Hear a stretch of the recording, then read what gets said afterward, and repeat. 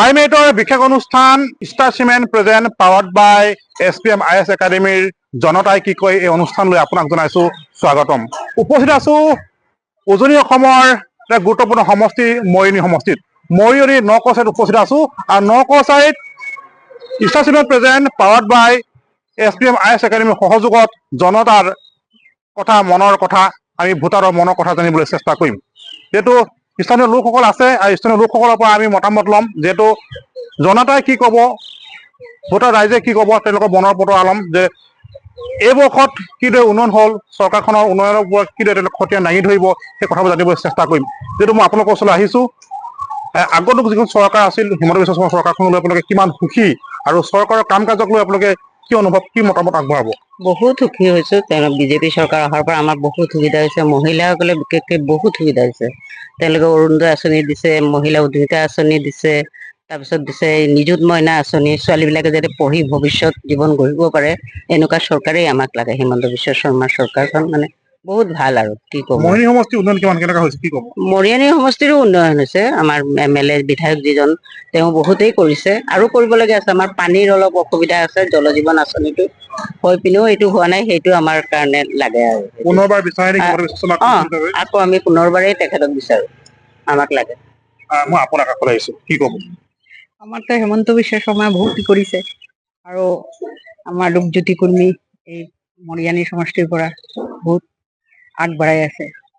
আমাৰ খালি ইয়াতে অলপ কমি আছে, আমাৰ পানীৰ কমি, সেইটো কৰিব লাগে, সেইটো কথা। মুখ্যমন্ত্ৰী হিচাপে বিচাৰে নে পুনৰবাৰ হিমন্ত বিশ্ব শৰ্মাক আপোনালোকে? বিচাৰিছো, আৰু আমাৰ ৰূপজ্যোতি কুৰ্মীকো বিচাৰিছো। আপোনাৰ ওচৰলৈ আহিছো, যিহেতু কি ক'ব চৰকাৰখন, যিখন চৰকাৰ হিমন্ত বিশ্ব শৰ্মা চৰকাৰখন, সেই চৰকাৰখনলৈ আপোনালোকে কিমান সুখী? মৰিয়নি সমষ্টিত কিমান উন্নয়ন হৈছে কি ক'ব? মৰিয়নি সমষ্টিও বহুত ভালেই উন্নয়ন হৈছে। আমাৰ নকচাৰী বহুতেই ভাল কৰে, খালি আমাৰ এটাই প্ৰব্লেম হৈছে, পানীৰ প্ৰব্লেম, আৰু বাকী চবকে আছে ভাল ভাল উন্নয়ন হৈছে নে? বাটকৈ বহুত উন্নত হৈছে, চব ঠিকেই আছে আমাৰ।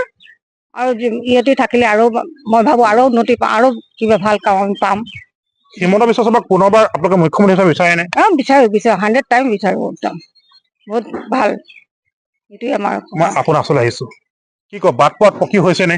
হৈছে, চবেই হৈছে। হিমন্ত বিশ্ব বহুত কৰিলে, অৰুণোদয় পালো, গেছ পালো, ৰেচন কাৰ্ড পালো, আৰু খালি মানে অলপ পানীটো দৰকাৰ, সেইটো আৰু হিমন্ত বিশ্ব এবাৰ লাগে। আপোনাৰ ওচৰলৈ আহিছো, মৰিয়নি সমষ্টিৰ বাট পথ পকী হৈছে নে কি ক'ব? হয়, মৰিয়নি সমষ্টিৰ বাট পথ ধুনীয়াকে বনাইছে, আৰু বনাব।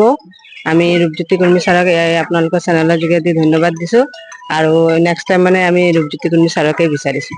চৰকাৰখনক লৈ পেলাই কিমান সুখী? চৰকাৰখনক লৈ আমি বহুতেই সুখী। আমাৰ বিশেষকৈ আমাৰ মহিলাসকলৰ কাৰণে আপোনাৰ উদ্যমিতা আঁচনি দিছে। এই কেইদিনতে লাখপতি বাইদেৱে যিখন চেক দিছে, তাৰ পৰা আমি বহুতো উপকৃত হ'ম বুলি ভাবিছো। লগতে অৰুণোদয় আঁচনি দিছে, তাৰপিছত আপোনাৰ গোটেই বাট পথ বিলাকো ধুনীয়াকে বনাইছে। এতিয়া বিশেষকৈ আমাৰ কলিয়াপানীত মৰিয়নি কলিয়াপানীত এতিয়া মহিলা বিশ্ববিদ্যালয় বনাই আছে। তাৰপিছত মৰিয়নিত আপোনাৰ আইন কলেজ বনাই আছে। তাৰপিছত আপোনাৰ বিনামূলীয়া যোগ্যতাৰ ভিত্তিত মানে চাকৰি প্ৰদান কৰিছে। তাৰপিছত আপোনাৰ আত্মনিৰ্ভৰৰ কাৰণে যিসকল নিবনুৱা ল'ৰা আছিলে, ল'ৰা ছোৱালী, তেখেতৰ কাৰণে 2 লাখ টকাৰ চেক প্ৰদান কৰিছে। সেইকাৰণে হিমন্ত বিশ্ব শৰ্মা ছাৰক বহুত ধন্যবাদ দিছো। মুখ্যমন্ত্ৰী হিচাপে পুনৰবাৰ বিচাৰে নে?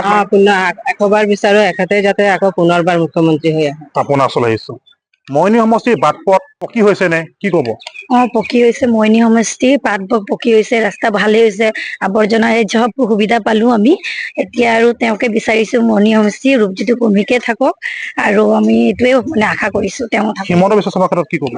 তেওঁ ভালে কৰিছে, আমি বহুত সুবিধা পালো, অৰুণোদয় পাই আছো, 10,000কে পালে, আৰু কিবা এনেকে আগবঢ়াই থাকিব। আমি তেওঁ থাকিলেই ভাল পাম, আৰু আমি মুখ্যমন্ত্ৰী হিচাপে বিচাৰে বিচাৰিছো, আমি খুবেই বিচাৰিছো তেওঁ থাকক। আৰু যিহেতু মই মহিলাসকলৰ পৰা মন্তব্য ললো, তেওঁলোকে হিমন্ত বিশ্ব শৰ্মাক পুনৰবাৰ তেওঁলোকে মুখ্যমন্ত্ৰী হিচাপে বিচাৰিছে।